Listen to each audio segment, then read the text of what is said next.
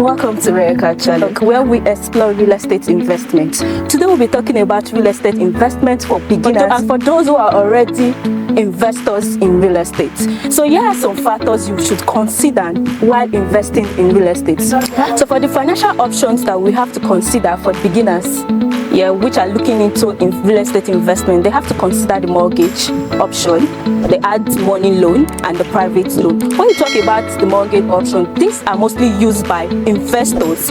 When you're using this mortgage option, you have just remember or have it in mind that you're going to do a down payment just so the property is an off-plan project, and you get to be paying monthly from your RareAcre contribution. So for the property type that investors should go into, for starters, a single family home are the regular apartments that they can go into that would earn them massive return on investment, or they go into the apartment type.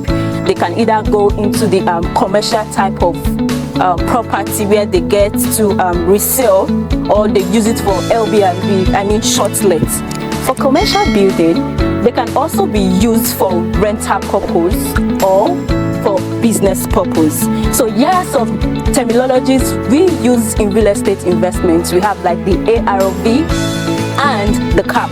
So I will be breaking down for you so you have a better view or understanding about what I am saying. For the ARV stands for after repair value. This is when the value is being renovated, when it's after the building process and all of that. Then CAP rate stands for capitalization rates. This has to do with the return on investment of a property, and cash flow is talking about the amount of money and investments generated each month. And here you go. So far so good. I have been able to give you some better steps about real estate investments for beginners and already existing investors.